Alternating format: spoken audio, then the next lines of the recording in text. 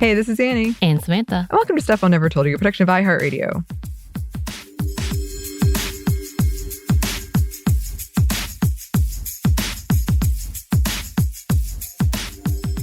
And welcome to another edition of SMNTY Fiction. As always, this is a once-a-month thing that we do. It is ongoing, so we're technically in the second part of a trilogy, and all of them are multi-chaptered. You can listen to whatever you want, but I suspect you'll be confused if you haven't listened to those other things. Yes, and once again, as I've talked about before, this chapter is split in two because it was just too long. It definitely was meant to go together, though, so if you are listening, you're like, oh, that was sort of an abrupt ending. The next part is already recorded and on the way. And it's a doozy, I have to say. A doozy. We're getting to like the action section. Oh. Yeah. The ending I've been teasing, that is pretty good. I like it. A lot of you probably won't because it is a cliffhanger. But as I said, we'll just move right into the third part. You won't have to wait that long. But yes, this is something that I wrote. I believe this one is in 2011. I wrote it as part of National Novel Writing Month. And it was the direct sequel to the last one. I'm calling it Terminus Part 2 for simplicity, but the original name is Big Things Start Small. So CW, content warning, violence, disease, threats of violence towards children, death. Yes. I don't think anything's too in depth, but just to put that out there. This is a very apocalyptic dystopian story, and I get if that's not your thing right now, but if somehow you're like me where it gives you some relief during dark times, then welcome. All right, so quick recap. Humanity's dying out because of a disease that has impacted pregnancy and how people get pregnant. And that led in the United States to the collapse of the government and the forming of a new government called the state that ran alongside a very, very conservative religious organization called ARM. And they control all aspects of pregnancy, including who you can be with and where a child will go if a child is born. Our main character, Tilda, got pregnant outside of a conception center illegally and escaped with her son Madison, and has been on the run for about 8 years at this point from the government. And it turns out that the leaders of ARM are Madison's grandparents, and they destroyed the vaccine because they think that humanity is getting punished for their sins, essentially, but they kept one and gave it to Madison. Tilda has escaped and broadcast out to the resistance that there is a vaccine and everybody's lying to you, essentially. They're on the run. There's a mysterious man on the horse. I've been hinting at him for a long time. The winter is coming. Their supplies are depleted. And they're just trying to find their way away from DC, which is where everyone is going because that's where they heard the vaccine was. But yes, they are currently trying to find their way away from the man on the horse, although they did steal his horse. So now I guess he's just a man. He's just a man without a horse. He's a man looking for his horse. He's a man looking for his horse. Well, that is where we are. Let's get into it.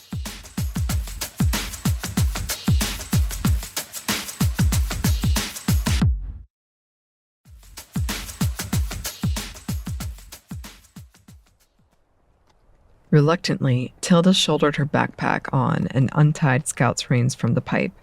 Madison climbed up without a word from Tilda, and Tilda followed after him, her arms still weak.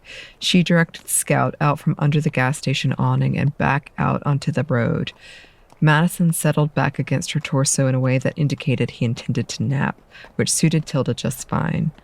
The more he slept, the less energy he'd need in the form of food, the less he'd be reminded about how he was still thirsty even though he'd just drank. The less he'd worry. The more Tilda thought about the questions, the more Tilda realized how deeply he thought about things, how deeply he felt things, how much he worried about Mark, who had betrayed them, about the man on the horse, who had been tracking them for who knows what, about Darla, who would have happily separated them and seen Tilda rot, about all those people heading to DC in hopes of a vaccine, following in Tilda's footsteps. Tilda had always assumed she was the worrier of the two, but the more she tumbled it around in her head, the more she thought that Madison must entertain more worries than she'd thought. A sign revealed that they were on 460 West, a relatively flat, straight slab of worn asphalt, the paint chipped away. They passed a dead animal on the side of the road. Tilda suspected it was a coyote. Crows squawked angrily as they passed by, giving the carcass a wide berth. Tilda's stomach roiled. Madison's head lolled forward. Tilda would place a hand on his head and gently guide it back to her shoulder, where it would almost immediately droop forward again. Pine trees lined the side of the road, vanguards to concrete. Still, they didn't pass anyone as the afternoon waned on. Madison stirred against her as she began looking for somewhere they could stay the night. Darkness fell so early as the winter fast approached, a specter growing in strength, eating warmth and light. The air grew steadily colder. Most of the exits they passed looked quite barren, no buildings in sight. Most likely, these were exits to campgrounds or connectors to other roads that led to more civilization. They were very far from everything. Madison began shivering against her. The breeze cut through their clothes, slicing cold, whistling in her ears, whipping her hair across her face. The mantra of "what are we going to do?" began again at a steady cadence. They came upon an exit that slaked downward, and between the trees, Tilda could see a clustering of wooden houses with thatched roofs. The light grayed as they followed the exit downward, a ramp that descended parallel to the main road. When they reached the intersection at the end of the exit, Tilda veered right and then the first left.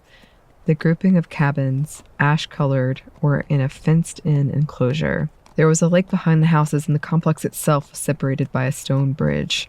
On the left was a barn-like structure, an open wooden frame. Tilda guided Scout to the cabin furthest from the exit. It was shuttered, the windows boarded up, making it impossible to see inside. For the first time in a long time, Tilda worried that someone might be inside, still living, ready to defend their property, meager though it may be, with their life. She clumsily dismounted from Scout, instructing Madison to wait for her on Scout's back in case they needed to make a quick getaway while she checked out the cabin. The door swung open, easily, creepily silent. The air felt heavy. Inside was swallowing darkness, with only stripes of light coming through the slats of wood over the windows. There stood some rickety, barren furniture. It was one story with an arched roof interspersed with thick beams of wood. There was a plain kitchen, small and square, a combined dining and living area, a closet with rough and brightly colored moth-eaten blankets, and a bedroom with a squat queen bed and a chest of drawers. Attached to it was another tiny closet and a bathroom. There was no back door. Tilda reemerged outside. The wind had picked up considerably, snow flurrying around Madison and Scout, who was pawing the ground nervously. Tilda did a quick survey of the house and found no generator.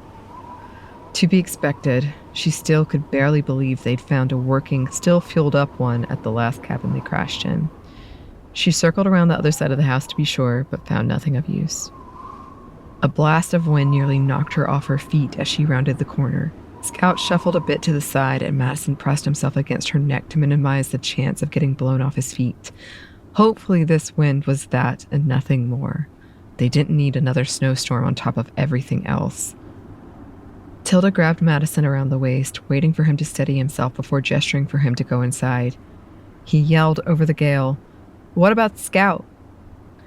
Tilda wavered. They couldn't leave Scout out here. The cold was too biting, the wind too strong. There was what looked like a barn, but it was on the opposite side of the pasture. While not too far, Tilda would like to have Scout closer by in case they needed to make a quick getaway, and she didn't fancy traipsing over there in the weather. Did horses stay in houses? This one did. apparently. "Inside," Tilda shouted. "She'll stay with us."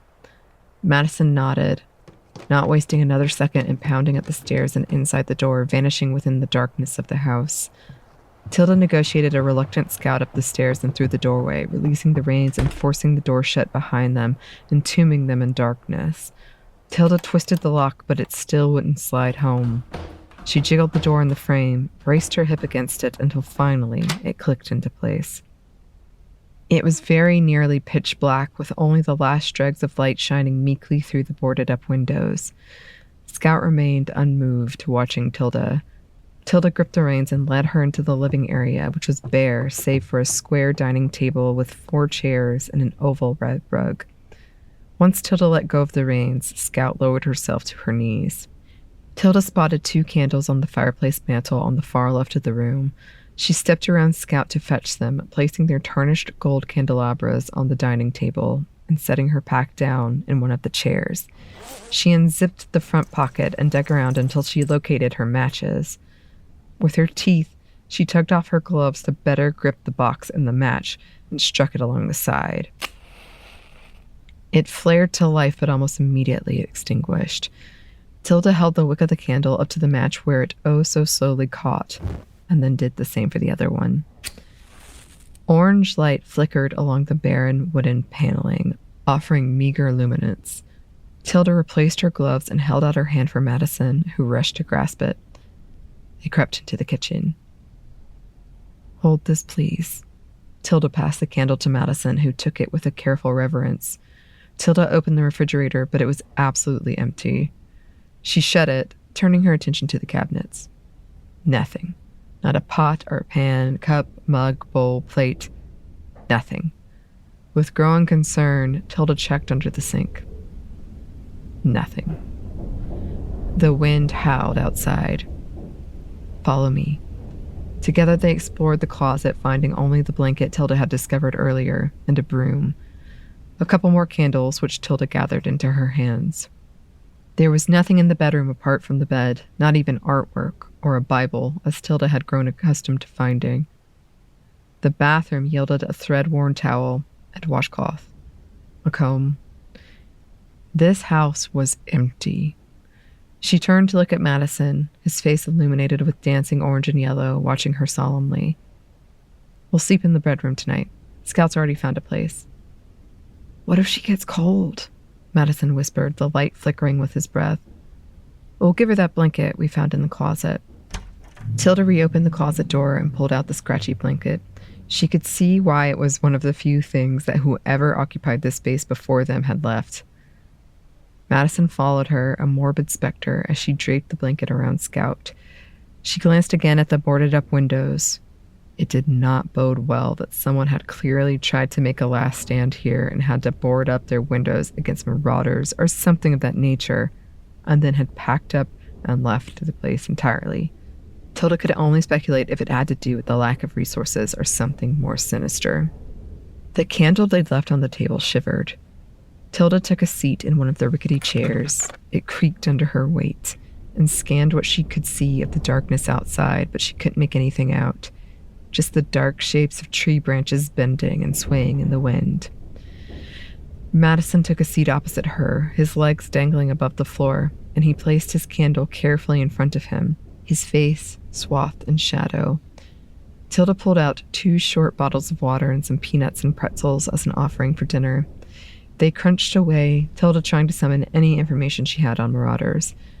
Things had surely gotten more desperate in the 7 years since she escaped with Madison. Her parents had protected her from most of the news broadcast about them while she was growing up, though next to none of them occurred in cities with conception centers, including her hometown of Atlanta and D.C.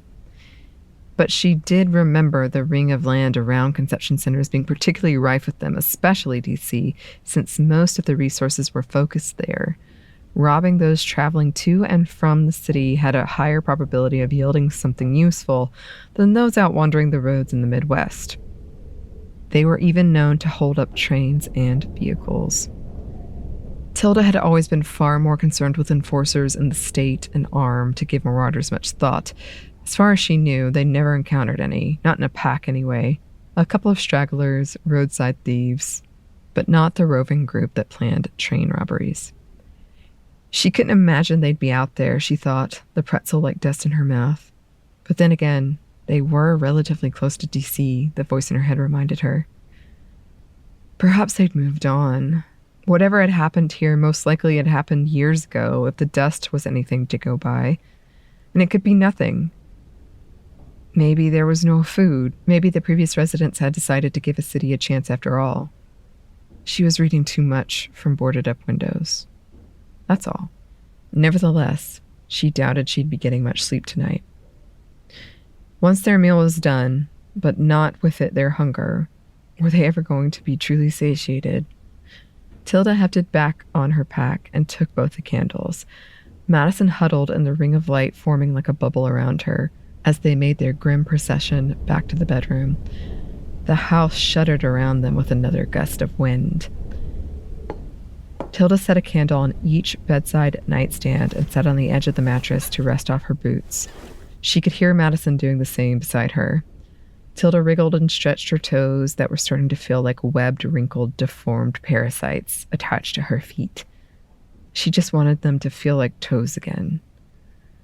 She unzipped her outer jacket and hung it on the door and switched out her socks, handing a fresh pair to Madison as well. Doing her best not to draw Madison's attention to it, she took the gun from her waistband and placed it on the nightstand table, putting a good distance between it and the candle, just in case. She checked earlier, making sure it was fully loaded. She hoped with everything she wouldn't have to use it, but she knew better than to not take precautions. Everything else she left on, pulling back the starchy blanket and bed sheets and wriggling beneath them, settling back on the hard mattress. Her eyes closed automatically, exhausted, even if her mind was an electric wire of dull fear, the kind that plagues you so persistently you almost forget it's there. Madison climbed under the covers after her, pressing himself against her side. The wind howled and whistled outside. Tilda swore she could hear the cold of it. She fell into a half-sleep of poorly formed images blown away and reformed with the sounds of wind, worry that was almost a corporeal presence, whispering. A shadow darker than darkness, corroding her nerves. The dim light of the candles danced against her lids, anchoring her to the edge of wakefulness. She felt trapped just beneath the surface of consciousness. She was flat on her back like a corpse, unable to move. Her blood thundered in her ears. The blanket somehow remained cold, resistant to her body heat. Madison was huddled against her. The candles faded and flickered out. She finally relinquished her hold on consciousness. When she next became aware, she was staring at weathered wood in a way that made it impossible to know how long she'd been awake and staring aimlessly at it. She blinked. Her eyes were dry. The wind had died down. The room was semi-lit. Tilda exhaled, fuzzy. Her whole body was stiff. When she twisted her neck to face the ceiling, it cricked. It was disconcerting to have no idea what time it was. To feel like you'd gotten no sleep, even though you'd just woken up from who knows how long a stretch of unconsciousness. She blinked again, remembering a vague dream she'd had that when she woke and made to leave this cabin, she'd opened the door to a shrieking nothingness, as if everything had been eroded away by the howling winds, just dirt like ash as far as the eye could see. "Are you awake?" came a soft voice in her ear. With effort, Tilda turned her head again to face Madison, who was curled up on his side, watching her with wide eyes. "How long have you been awake?" she returned as an answer. Madison shrugged, biting his lip. His stomach growled. Tilda pushed herself up into a sitting position, scrubbing her face. A beat. She heard a snort of breath from Scout in the living area. Then she swung her legs over the edge and out from beneath the blankets, the wooden floor cold even through the fabric of her socks. Bracing. She heaved herself up to her feet, slid the gun back into its place in her waistband, in clothes that felt like they'd molded to her body as a second skin, and collected her jacket, boots, and backpack, carrying them down the hall and depositing them next to the chair she collapsed into, her body sore. Scout was in the same position she'd been in when Tilda had last seen her. Judging by the light filtering through the boards, it was on the cusp of mid-morning, the latest they slept in a while, which figured, given their restless night. Tilda retrieved the customary 2 bottles of water and a pack of Pop-Tarts, which they split, blueberry-flavored.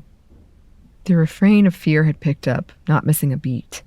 It made her not want to finish eating her Pop-Tart, her churning stomach overpowering the hunger.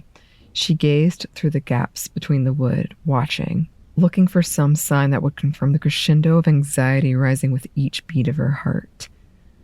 Anticipating what Madison's first question would be, Tilda cleared her throat and said, "We'll check the barn before we leave. There may be something there for Scout to eat, besides grass."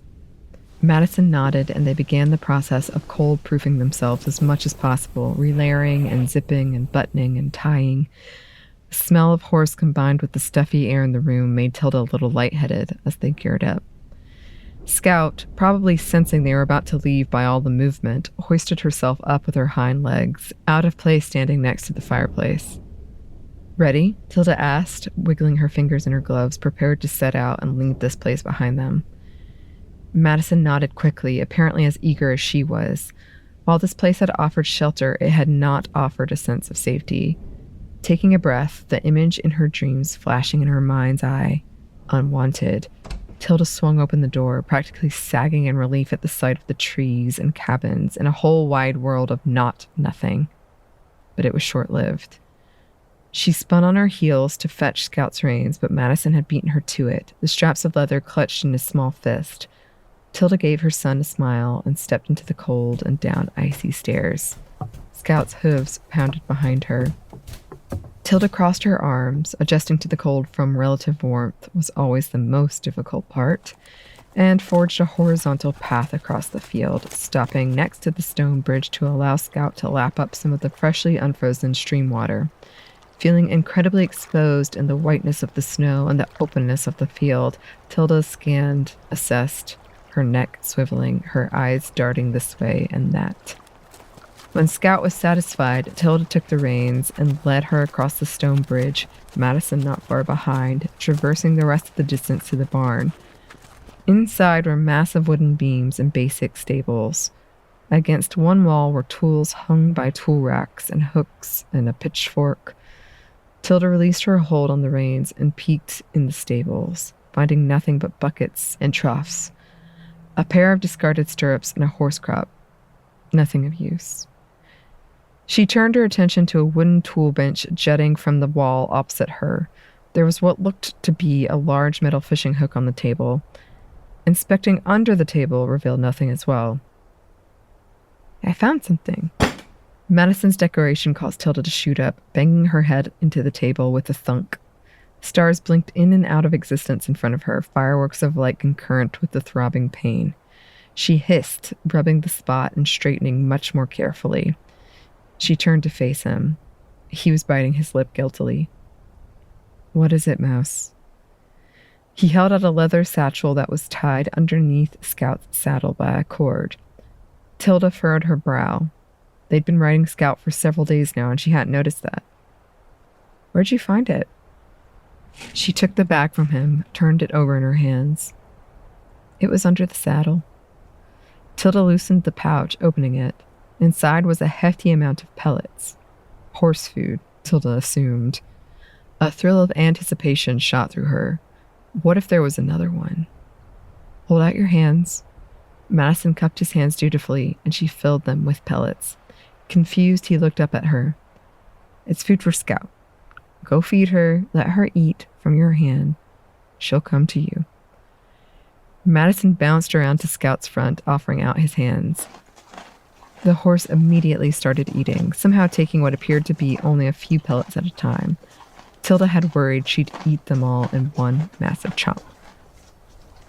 Tilda pulled the strings of the pouch taut and resecured it under Scout's saddle, investigating underneath as she did so. Finding nothing else, she turned her attention to the other side of the saddle, finding a smaller pouch. With enthusiastic fingers, she opened it and reached inside, pulling out a lighter, a pocket knife, and a golden pocket watch. Tilda stared at it, wondering why the man on the horse would have had this. Time had no real meaning anymore apart from how many hours of daylight left, how many more days of winter, and it was still ticking. It had been such a long time since she'd read Roman numerals, much less a clock face, that it took Tilda a minute to discern the time. 8:47. Tilda ran her fingers along the side, pushing in the knob at the top.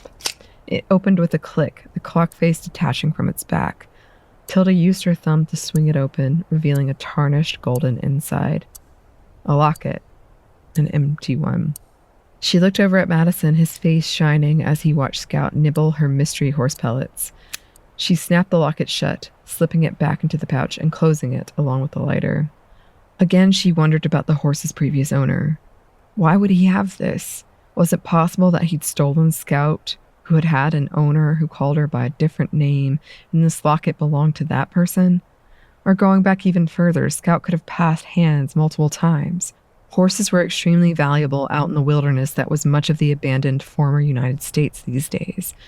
Tilda regarded Scout warily, fully appreciating for the first time not only the situation she'd left the previous owner in, but also what a target it made them. Yet she didn't think they'd be better off without Scout, especially not with the winter so rapidly descending on them. "All done?" she asked, and Madison hummed affirmatively, clapping his hands together to get rid of the crumbs. "I want to give you this." She held out the plastic-encased pocket knife. "What is it?" Madison inquired. "It's a knife." He looked at her, waiting for the punchline. Tilda chuckled. "See this button on the side?" She indicated with her gloved finger. "You slide it up and swish-clack, the knife swung out in a quarter circle." Madison gasped, eyes wide. It was decently sized, a little longer than Tilda's pointer finger. "Then you just slide it back in place, carefully, so you don't cut yourself." Click, the blade returned to its plastic sheath. Madison took it from her cautiously. "Why?" he asked, holding the knife in his hands like an offering. "Just in case. Try it out." Nervously, Madison pushed the button and slid it forward. The blade arced out. Madison watched, wide-eyed. Tilda told him to snap it back into place, and he complied slowly, his gloved hands quivering. "Don't use it unless I tell you to. Keep it in your jacket pocket." He obeyed. "It won't pop out and stab me, will it?" "No," Tilda assured him. "Now come on, let's get going." It was almost 9, after all. She helped Madison up onto Scout's back and then followed suit. Pulling hard right on the reins, they returned the way they came, up the icy ramp and back into the highway, heading west.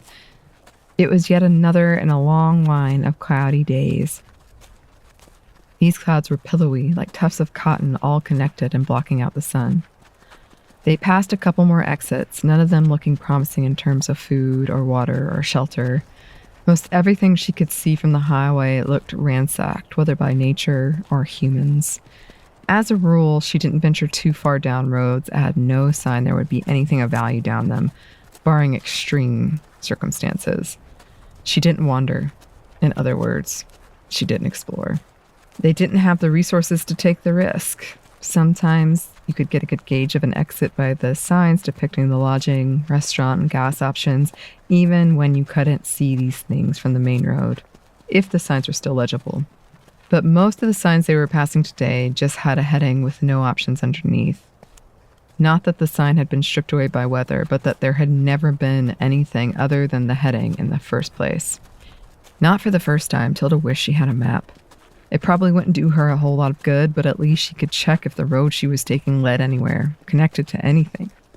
Madison jolted against her. Immediately she was on high alert. "What?"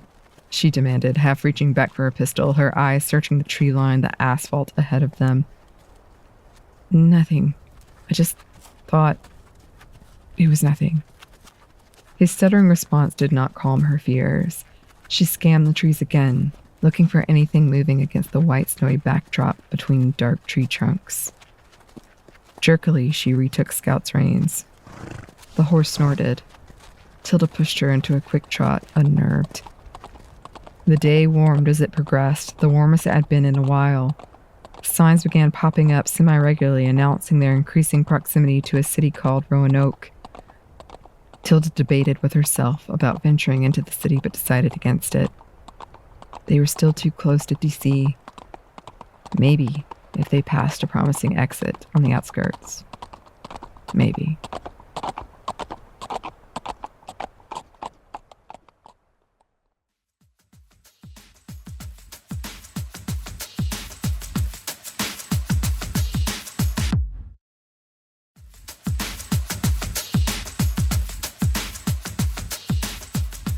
And that brings us to the end of this chapter. I hope that you enjoyed it. And again, I've talked about this before. It is very comical to me rereading these because I just remember so clearly where I was when I wrote it. Right. And I once again was fascinated with directions.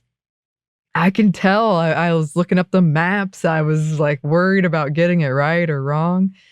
And a part of this is, interestingly, as the Fallout TV show has become really popular, I was playing Fallout at this time, and they, in one of their games, they have the map of Washington, D.C., and it's accurate, and I used that map. So part of this is Fallout-based, even though it still screams The Last of Us to me. That's funny. The Last of Us hadn't come out yet, but very similar in a lot of ways. Also, the names. I'm just so amused by the names I use because I know exactly who I was thinking about when I would write them.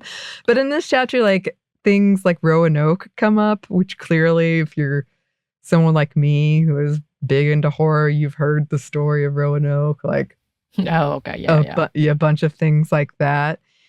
I will say a teaser. We don't normally do teasers, but in the next chapter, the next chapter is pretty intense. Ooh. It's got that action. It's got some things happening. Things are happening. But you'll have to wait a month to find out. Which I know some people cannot stand, but I like the anticipation. All right. Well, listeners, I hope that you enjoyed as always. A huge shout out to Christina who makes these amazing. Amazing. We do enjoy doing these. So if there's anything like this that you would like us to try, please send us a suggestion. You can email us at stephanie@momstuff@iheartmedia.com. You can find us on Twitter at momstuffpodcast or on Instagram and TikTok at Stuff I'll Never Told You. We are also on YouTube. And we have a TeePublic store and we have a book you can get wherever you get your books. Thanks as always to our super producer, Christina, our executive producer, Maya, and our contributor, Joey. Thank you. And thanks to you for listening. Stuff I Never Told You is a production of iHeartRadio. For more podcasts from iHeartRadio, you can check out the iHeartRadio app, Apple Podcasts, wherever you listen to your favorite shows.